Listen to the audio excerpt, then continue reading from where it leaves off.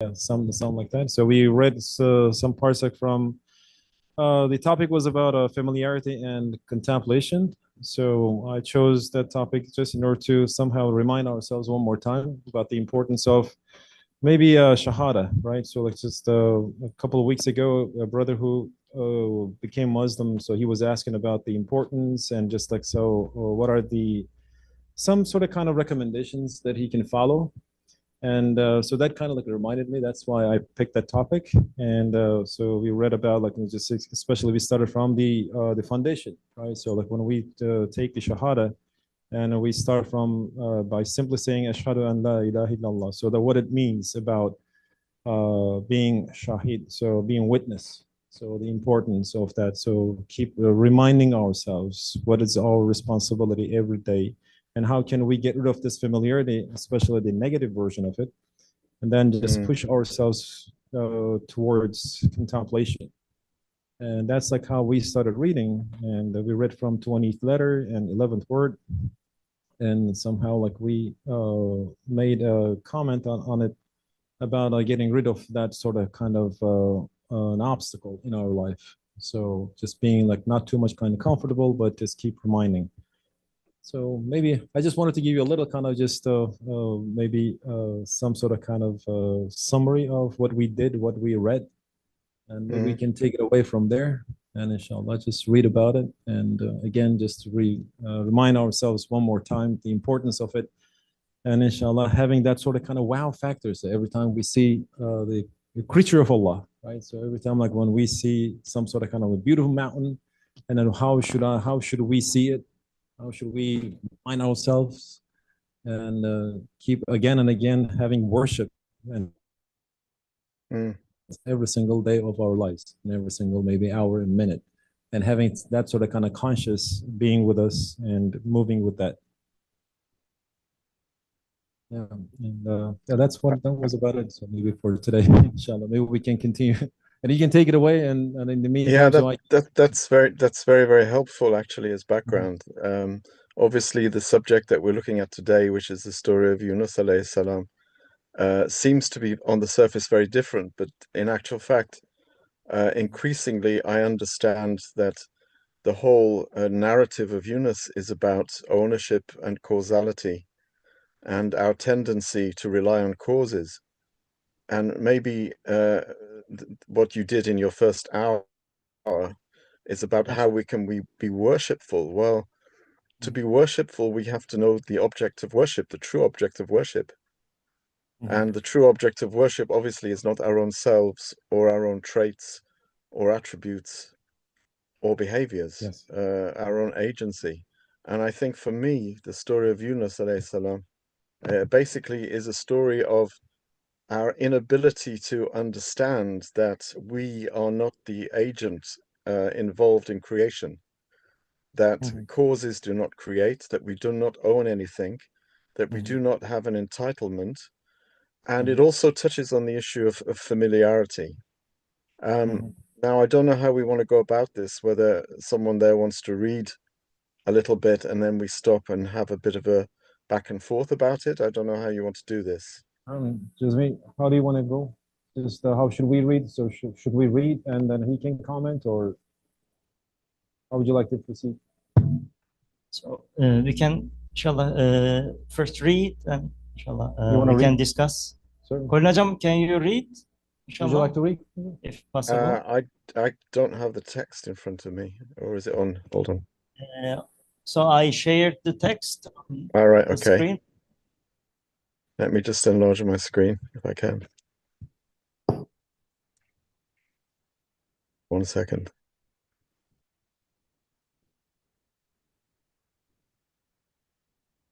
Okay, I'm just going to read a little bit and then I want to stop and I want to say something about prophets in general and about Quran in general as well. Certainly. So, Bismillah ar-Rahman ar-Rahim, the first flash. The supplication of Yunus ibn Matta alayhi salam is a most powerful supplication, a most effective means for obtaining answer to prayer. The gist of the celebrated story of Jonah alayhi salam is as follows. He was cast into the sea and swallowed by a large fish.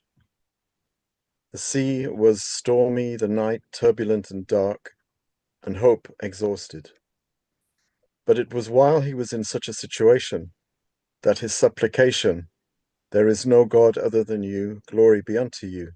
Indeed, I was among the wrongdoers. La ilaha illa anta subhanaka inni kuntu minaz zalimin," acted for him as a swift means of salvation. I think you need to scroll up a bit. The secret of his supplication's power was this. In that situation, all causes were suspended. For Jonah needed to save him, one whose command should constrain the whale and the sea and the night and the sky. The night, the sea, and the whale were united against him. Only one whose command might subdue all three of these could bring him forth on the strand of salvation. Even if the entirety of creation had become his servants and helpers, it would have been of no avail, for causes have no effect. I think maybe we can stop there just for a few seconds, because there's something that I would, if I can make my screen smaller, I'd like to say in general about the prophetic narratives in the Quran. We know that the Quran is full of what people call stories about the prophets. And I think it's important to understand that the narratives about the prophets in the Quran are there for us as models, as, uswa hasana. All of the prophets, each one of the prophets is uswa hasana, is a perfect pattern. They are models of belief, behavior, how we approach challenges, struggles, and rejection at times, as well as being there to teach us virtues such as belief, patience, repentance, humility, and many, many other values and positive character traits. I think it's very important, and this is what the Muslim community as a whole has lost sight of, and that is we shouldn't historicize the Quran. We shouldn't see it as an ancient text that merely includes some interesting old stories about individuals who don't really mean very much to us because they lived so long ago in contexts that were very different to ours. The Quran is addressing everyone who reads it as he reads it. So when you read the Quran, imagine you're in your room on your own and you're reading the Quran. The Quran is being revealed at that very moment to you and addressing your context. It doesn't matter what age you're in. And that's another thing. The story of Yunus A.S, as well as the stories of the other prophets, with possibly one exception, and that's Yusuf A.S, the stories of the prophets are very concise and they're very short on detail. For example, in the story of Noah, Nuh A.S, and the Safina, the ship that he builds, you'll find in the Old Testament the dimensions of the ship, what the ship was made out of, how many animals went on the ship. You find all of this extraneous detail, but in the Quran, it's very, very concise. It's assumed that we know the story because these stories have appeared in earlier revelations. And the fact that the Quran doesn't really go into much detail shows us an important thing, and that is that the narrative is there in order to provide us with instruction and to address us as individuals as well as communities in accordance with how we understand in our own context, in the framework of our own context, our own time, our own situation, our own circumstances, our own problems, our own mindset, our own approach. The Quran addresses every single one of us individually on that level. I thought before we actually enter the story of Yunus A.S, we should clarify this, and I'm wondering whether Nazif has any response to that.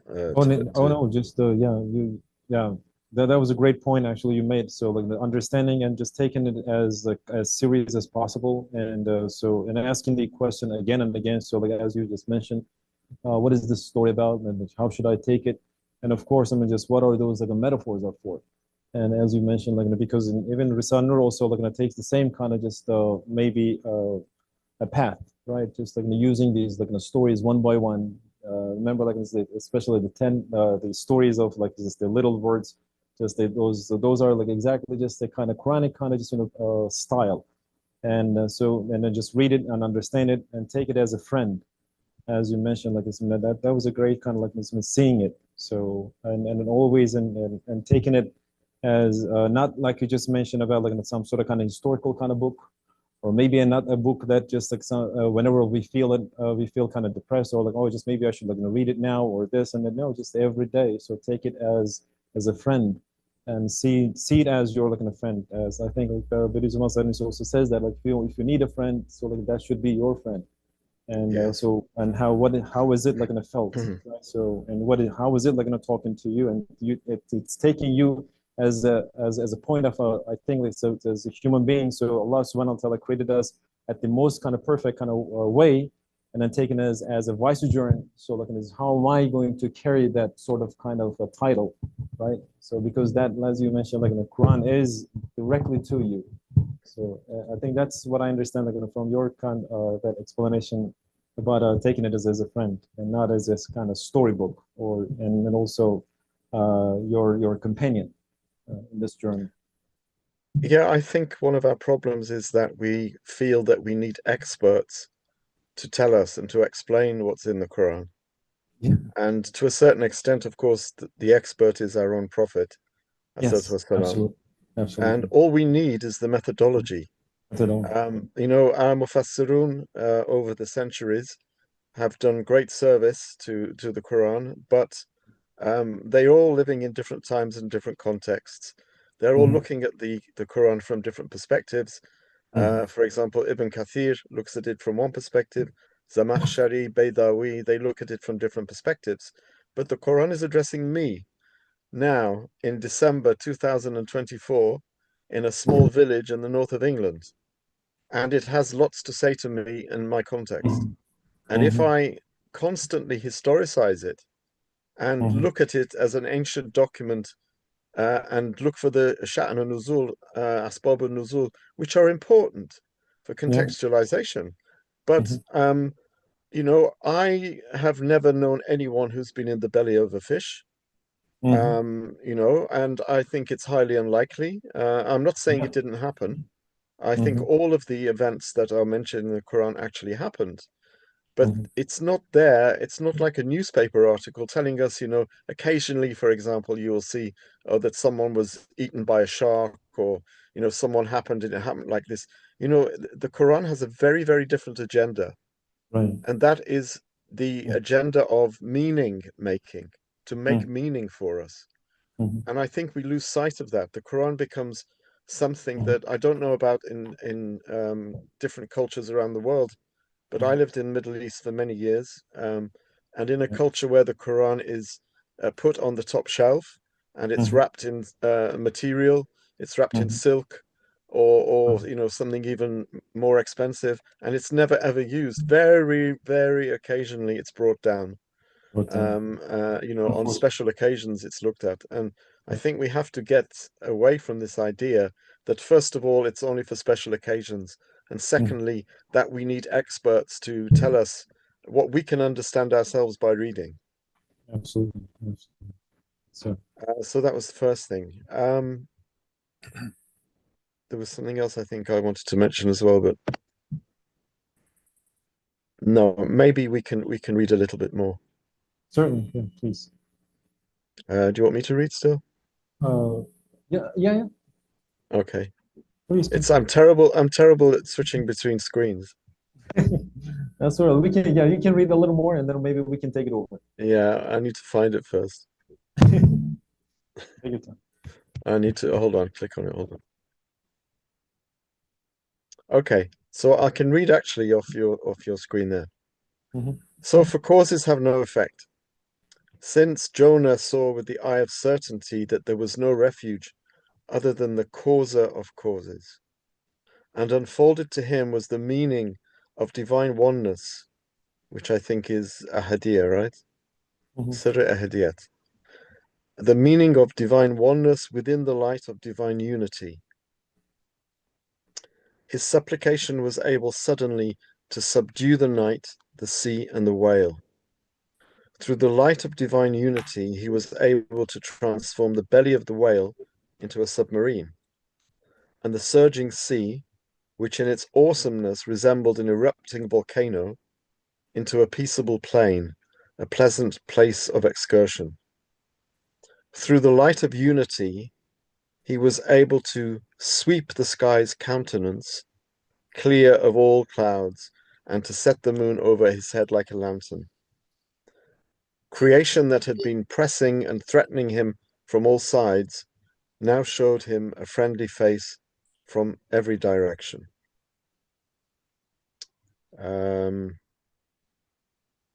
Okay, we'll stop there. I wanted to say a little bit, with your permission, about the story of Yunus A.S. And again, I have to exit. I need another screen, actually. I want to say a little bit about the Yunus story. For me, the story of Yunus A.S. is, above all other things, about the way that we rely on causes, the way that we expect certain consequences to follow certain actions, and the way that we get dismayed and often angry when things don't turn out, exactly as we expect them to. And you're talking about familiarity. And I think familiarity is important here because as insan, we are also ahl nisyan. We forget. And actually, even though it sounds contradictory, familiarity makes us forget. We become familiar with our own agency, with the notion that we ourselves are creating our own actions. And this reinforces the idea that, material causes also have agency. Yeah. So when we get angry when things don't happen as we want them to happen, this is a reaction which comes from our belief in the effectiveness of material causes and our failure to trust completely in Allah, who is Musabbibul Asbab, right? He is Musabbibul Asbab, he's the causer of causes. And also, because of who we are as human beings, and because we grow up having been told by our parents and by our schools and by our peers and by everyone else that we own our own attributes. This sense of ownership, which if we read in the 30th word, the first section on Ene, this is a necessary evil at the beginning. We have to be able to have agency and think that we have real agency in order to make a kind of comparison between ourselves and Allah. Now, that's a slightly different issue. And that's allowed at the beginning. We have to go through that notion that we actually own our own attributes. But at some point, we have to acknowledge that those attributes belong to Allah. And if we don't, then we tend to distribute God's names among the whole of creation. We keep some from ourselves, and then we distribute the rest among the creation, which is why we say that, material causes have real power. Yeah. So I think Yunus, the story of Yunus, is first and foremost to do with our inability to convince ourselves that we actually don't create anything, and that we shouldn't be entitled and think that if I do this, if I do X, then Y must happen. I think this is what this is about. We have this sense of entitlement simply because we've exercised our own abilities, our own agency in order to bring them about. So in the story of Yunus A.S., ownership is very important. The idea that we own our own abilities and we have certain perfections that we own, and that this ability and these perfections actually count for something. And in fact, we own nothing and we have nothing. We are ajiz and we are faqir. And if we are not ready to acknowledge this, then when things go wrong, we're going to be unhappy and we're going to hit our head against the rock, when things appear not to be going our way. Now, in the case of Yunus A.S, of course, he's a prophet. So we're not talking here about any willful sin on his part. But prophets are impeccable in their life as prophets, unless they are bringing a revelation, a kitab or suhuf or whatever. They are followers of previous prophets, and their behavior is impeccable. They can't commit any major sins, but they can slip and they can have faults. Yeah. Now, Jonah, Yunus A.S, preached for many years to a community, and they wouldn't listen to him. Yeah. And in his mind, he must have been thinking, well, all of the communities in the past that were preached to and didn't obey, they were obliterated. God destroyed them. But he preached, his people didn't listen to him, and he fully expected that his community would be punished by Allah on account of his preaching, Jonah's preaching. And in response to the stubbornness of the community, Jonah became very, very dismayed, very disappointed. And this ended up with him running away. He ran away from his station, right? He was supposed to stay and carry on preaching, but basically he ran away from the city. And he was annoyed and maybe even humiliated that his preaching had not resulted in Allah punishing the community of wrongdoers, because Jonah had been preaching to them for so long. So he ran away from his station. And I think we know the rest of the story. He gets on a ship, and because the ship is overladen, it's very, very heavy. Something has to be thrown overboard. And they say we have to throw someone overboard because it's too heavy. This is all very, very profoundly symbolic, but we don't really have the time to go into the symbolism. But they cast lots, right? They pick straws to see who's going to be thrown overboard. I think the ship represents the means whereby Yunus A.S. was able to escape from the city, right? And he knew that he would be punished for escaping. And so, in a sense, the ship is him running away, trying to run away from, divine chastisement. Quran talks about Yunus as mulim, blameworthy. So clearly he knew he'd done something wrong. And because he was the prophet, of course, he would, in the end, repent. But this was his oversight. This was his mistake. Things hadn't gone his way. And when they picked the straws to see who had the shortest straw and would be thrown overboard, he was the one who ended up being thrown overboard and into the sea. And then, of course, he gets swallowed by a large fish. And usually they say he was swallowed by a whale, which is quite possible. So I'm not saying that this didn't happen. And then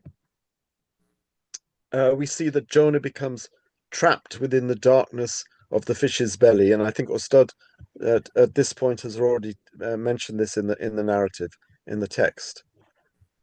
He gets trapped in the darkness of the belly of the fish, and there are three darknesses, right? He's in the belly of the fish, and the whale is covered by the darkness of the ocean, and in turn the ocean is covered by the darkness of the night. So he's covered by three darknesses, which Hazrat Ustad interprets in a very interesting way, because each darkness represents a particular state that occurs when we abandon our responsibilities. And our main responsibility is to fulfill the amana, right? The trust in the correct way. And one very crucial aspect of the amana is to believe not in material causes, right?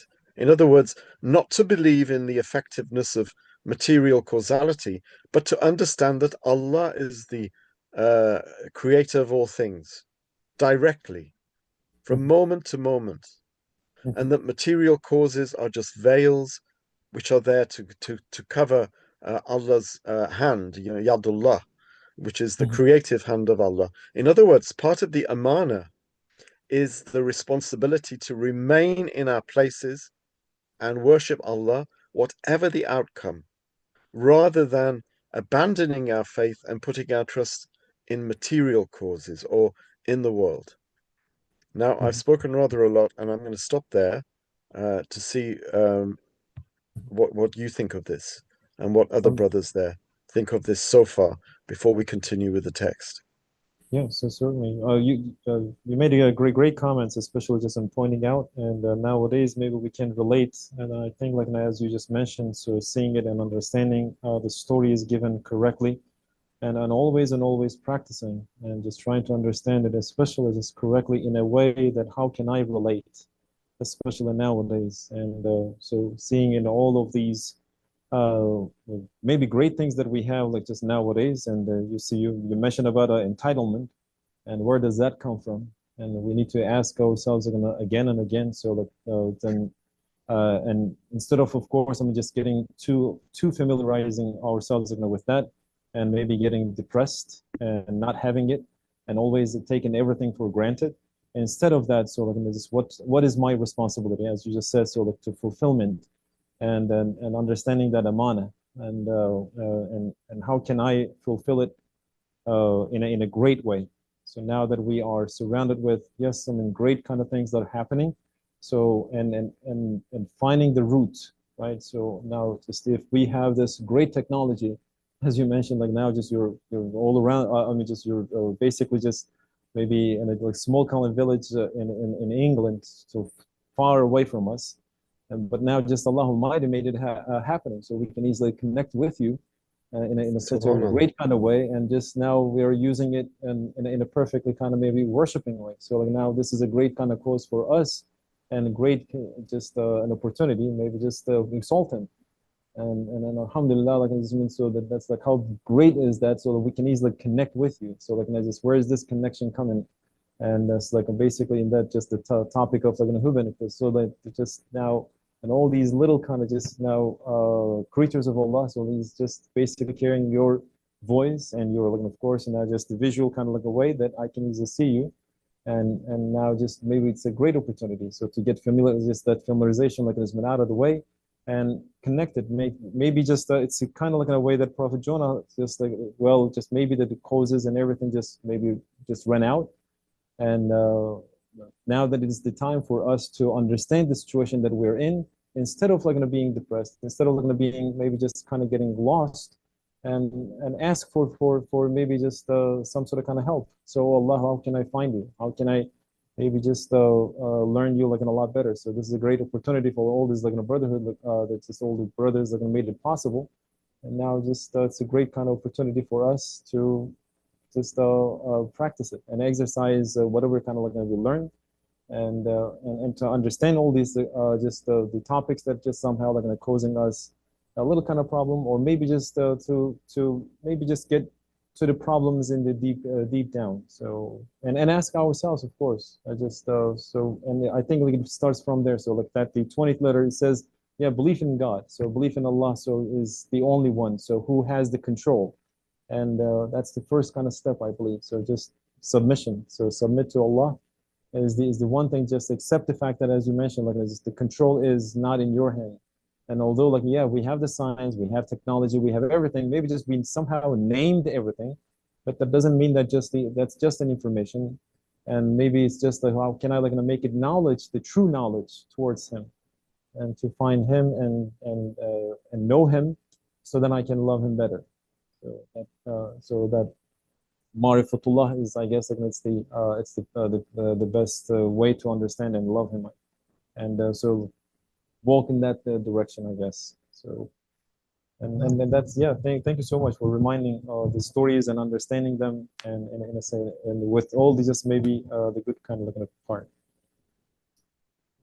Yeah, I think your observation of the fact that we are able to speak with each other, even though we're thousands of miles apart, if we start to try to actually attribute that to causes, as we said before, I think we've spoken in other dars, halaqa, that the particles of air are transferring our words, over thousands of miles through various means and by various forms.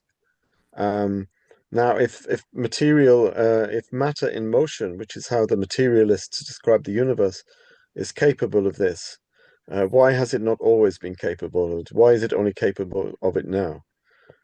These things show themselves at particular times. Yeah. In response to particular actions. We have to attempt causes, but the causes themselves have absolutely no agency. They are deaf and dumb and blind and without consciousness. And even materialists admit this, and yet they see things happening. They see things working perfectly in the universe, and yet they can't explain it. Because we know really that they don't want to explain it, because to explain it would be to have to acknowledge the existence of one who has perfect knowledge, perfect wisdom, and perfect ability.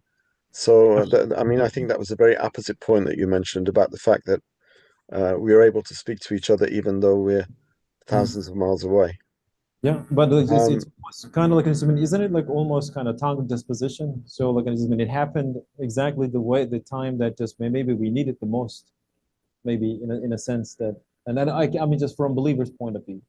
So Yes. collectively, so some sort of kind of prayer, it happened, and now alhamdulillah, so like it happened just like we found the technology, we found this, so like the internet and everything as a humanity, but maybe just like, and again, like just to give it to like where it's due. So like basically just maybe we're making the connection to Allah. So yes, I mean just Allah, so Allah subhanahu wa ta'ala, so just He created the air and everything. Now they're all just transferring us, transferring the words and the vision and everything too, looking back and forth, and then now we're enjoying it and we're using it in a sense that to find Him and to maybe just go towards it directly to the true happiness and find the joy in that, and then give it to Allah. So it's an exalting. Yes. No, I agree. Shall we read a little more? Please. Assalamu alaikum. I was just going to ask one part of this sentence. Just let me quote it. Since Yunus A.S. saw with the eye of certainty that there is no refuge other than the causer of causes, Musabbib al-Asbab, and unfolded to him was the meaning of divine oneness within the light of divine unity. And his supplication was able to suddenly to subdue the night, the sea, and the whale. So it looks like this awareness puts a different effect to his supplication, and it was suddenly become most acceptable prayer. So would you like to talk about a little bit about this? Unfolded to him was the meaning of divine oneness within the light of divine unity. What does it refer to?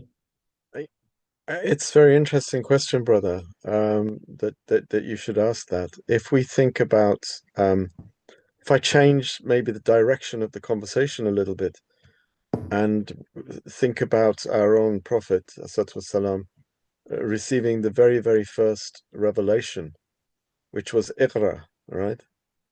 So the very first revelation that he revealed was Iqra, which can mean either read or it can mean interpret. And he said, how should I read? Or how should I interpret? And then the answer came, Iqra bismi rabbika alladhi khalaq. We know the rest. Read in the names of your Lord. In other words, read the creation in the names of your Lord. Read the creation as being a reflection of the names of your Lord. Because if we don't do that, the creation is meaningless. So if I'm looking out of my window, at the moment I can't because I'm in a different room.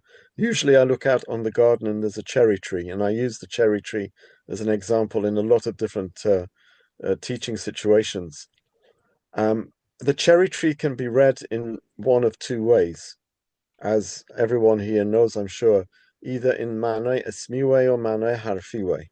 In other words, it can be read as just a tree, which refers only to itself and doesn't have any meaning. It's not connected to anything over and above itself. It's not showing anything. It's not indicating anything. It's just some wood and some leaves. And I may even not look at it. I don't like it, maybe. Even I don't like cherries. I'm not ever going to look at it. I'm not ever going to read it. But if you read it in Manay Hafi, you read it as indicating something other than itself. In other words, the one other than itself who created it. So you don't see it just as being something that refers to itself. You see it as something that indicates meaning. So you know that the one who created this tree must have knowledge, because if he didn't have knowledge, he wouldn't be able to create. He must have had will. He must have had ability. He must have had all of these things. He must have been able to see, to hear, to speak. And then there are all the other things that we see in a cherry tree, right? We see justice in a cherry tree because everything is in its correct place. We see generosity. We see kindness. We see love.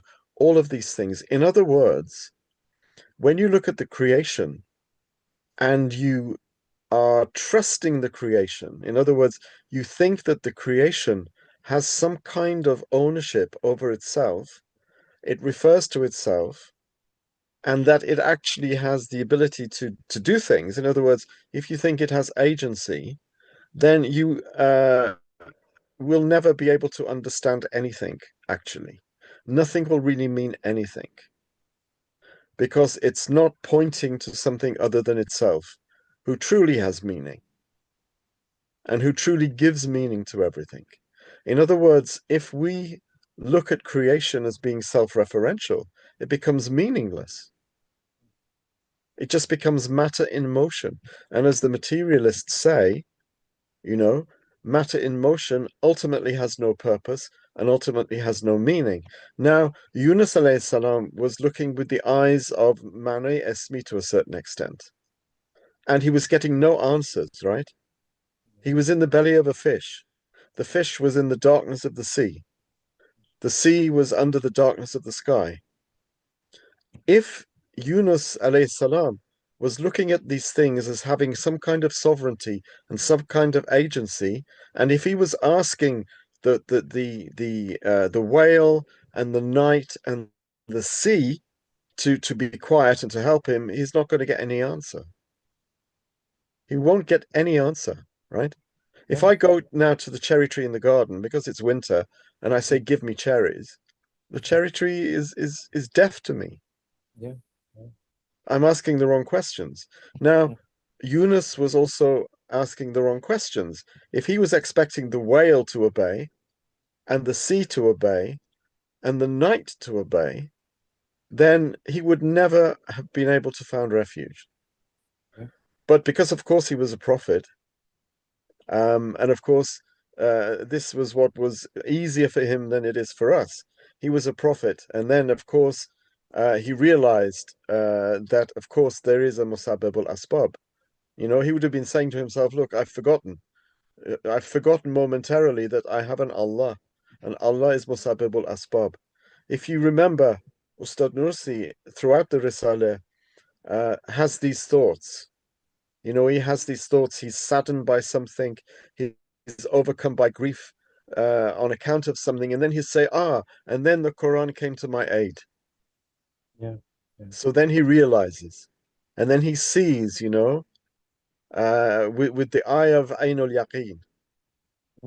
So Yunus was the same. He realized that the causes are not going to help him. The whale's not going to help him. The whale doesn't understand him. The night is not going to respond to him. The sea is not going to respond. He realizes he's in a completely unique situation. And this is why here Ustad uses Sirr Ahadiyat. Ahadiyya is that aspect of divine oneness which shows us that Allah is present at every single moment of his creation, because everything is unique. And if it's unique, you know, if it is reflecting Ahad, it means Allah is present, hazirun nazir, right? He's present and he's overlooking that thing at that very moment. And all you have to do is to rely on him. And he's al-wakil, you know, you give your problems to him. So Yunus saw the whale is not answering me. You know, I'm waiting for the whale to open his mouth, and he's not going to open his mouth. And outside, anyway, there is the sea. And, you know, if I ask the sea to be kind to me, it's not going to answer me. And the night isn't suddenly going to become day just because I ask it to. So then he turns to Allah, and he makes that supplication, you know, La ilaha illa anta subhanaka inni kuntu minadh dhalimin. He realizes, you know, I lost the plot a little bit. I've been trusting in causes, and you know, I'm a prophet, and I know I had a slight lapse. You know, it wasn't a sin; it was a slight lapse. And then suddenly, of course, when he realizes this, it says it became unfolded to him in Kishaf, right? He gets this in Kishaf that there is an Allah who is Ahad and Wahid, and then his supplication is to Allah, and Allah answers it. And then, of course, the night and the sea and the whale all become musakhar to Yunus A.S. And so, therefore, these causes which are hostile to him suddenly become friendly and familiar to him. So the whale, instead of being this fish that's going up and down and round in the sea, and you know, Yunus is going from one side to the other, suddenly it transforms into a submarine, right? And the sea transforms, it becomes flat, it's no longer stormy. And then if we can scroll down a bit, because I can't see the rest of the text. And then, you know, the sky, the clouds go from the sky, the darkness goes, and then he could see the moon. And the moon, of course, there is a symbol of light. So there is guidance, there is light. If we can go down a bit more, we can revisit. Creation that had been pressing and threatening him from all sides now showed him a friendly face. You know, creation shows us the face that we think it has. If we think that creation is the agent, it will show us one face. If we think that creation is musakhar, it will show us another face. And then, of course, Allah answers his question, answers his supplication, and then he reaches the here, you know, Sahil Salamat, you know, the shore of salvation. And there, of course, Allah deposits him on the shore, and it's actually a shore where there is nothing at all. It's barren. It's completely just like sand, except for one tree, which is the creeping gourd tree, which is I'm not sure what a gourd is, kind of like a pumpkin type thing, and it's growing in sand. So again, causality is focused on here, because nothing grows in sand, actually. Very few things grow in sand, you know, in a barren shore, on a barren shoreline. But Allah there shows him that, you know, causes have no effect, and that Allah can create a tree anywhere. And so, yes, that's the story and the idea of causality. And I think the focus on causality, which I have understood from this. And then we get to this wonderful sentence that Ustad uses.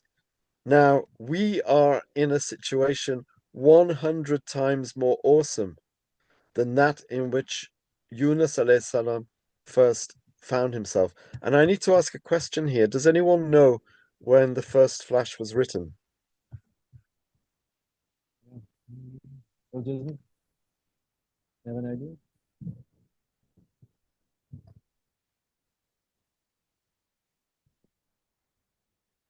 Would it be maybe like Probably, yeah, the end of Barla time. so maybe 30s, 1930s? Yeah, around 30s.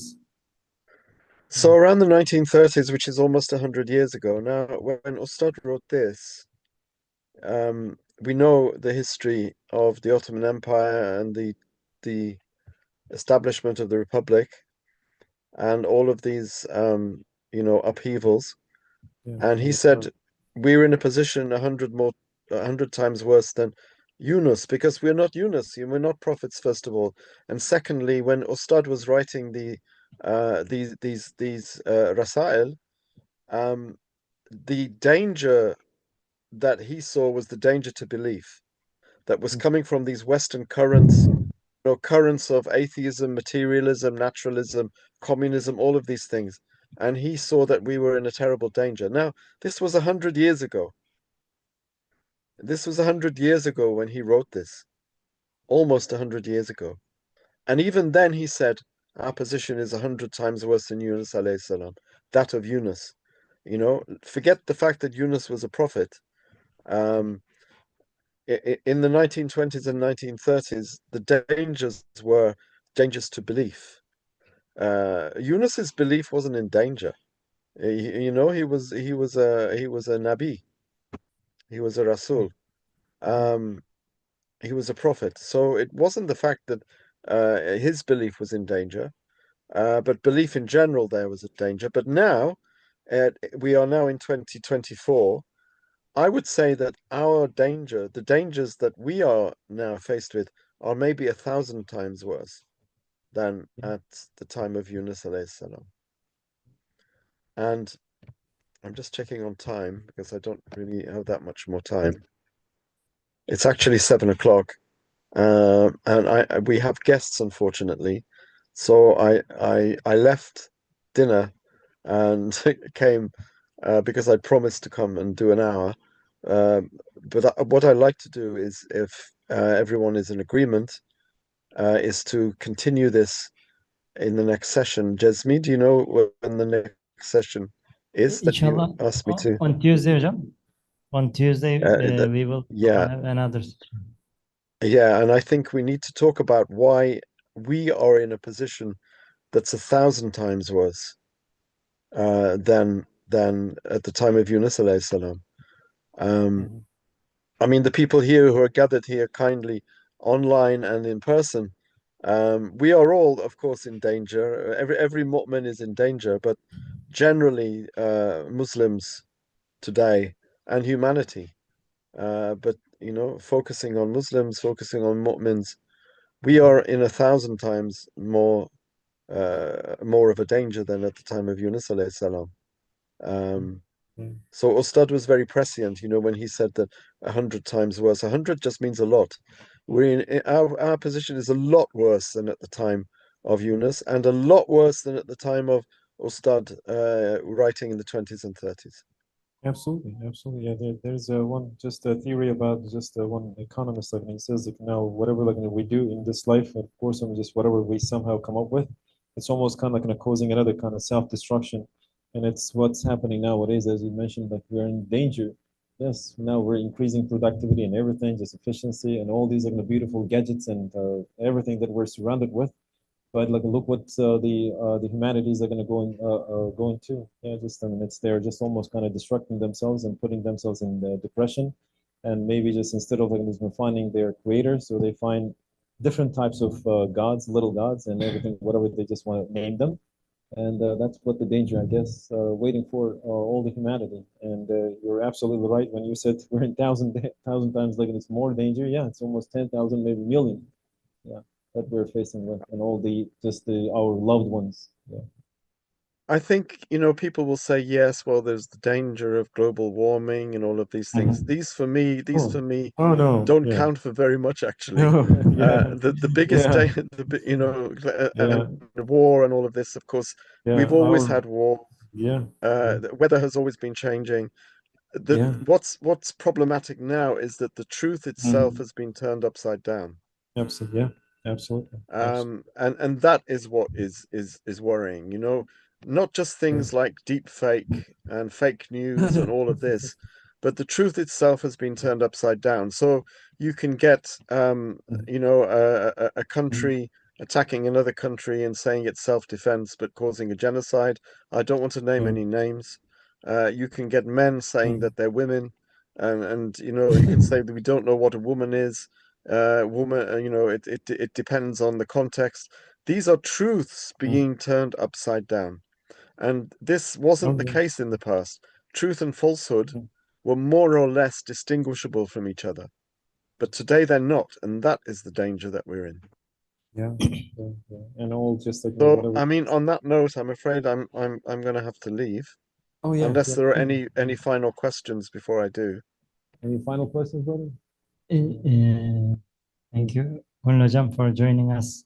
I likened, the 1,000 more fearful than our world. It came to my mind just the same, the life of Ayyub alayhi salam studies, touching in the second flash.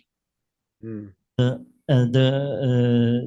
wounds of the spirit, the wounds of our hearts, it is more fearful, right? It is, those people who kill their spirit, kill their hearts through forgetting Allah subhanahu wa ta'ala. It is more fearful than compared to the Ayyub alayhi salam or Yunus alayhi salam. This it is threatening their eternal lives, right? It is more fearful. Yes. Yeah, I mean, I heard yesterday, just as a final note, a statistic that which wouldn't have existed at the time of Ustad when he was writing this, but since I think 1960, or maybe before then, 60 million babies have been aborted, basically murdered because of abortion. So there's something very wrong with the human race, and there are so many dangers that we're faced with, which didn't exist before. Many more dangers, many more, you know, satanic stratagems, Dajjalic stratagems exist because we're nearing the end of time, clearly. So I think that the story of Yunus, story of Ayub, the story of all the prophets, you know, alayhim assalam kullahum, they are for us. They are for today. They are for us, and we mustn't forget that. Anyway, thank you very much for having me, and inshallah, thank you for joining us on Tuesday. Yeah, just really appreciate it. Thanks for your time, and please give our regards to your guests. Thanks a lot for Thank you very much, and enjoy the rest of your retreat. All right. Your reading camp, inshallah. Thank you so much. I'm sorry I couldn't be there. I would love to come at some point. But next year, next year we're gonna make the best. So inshallah, to bring you over here. Inshallah. Inshallah, make dua that we're still alive.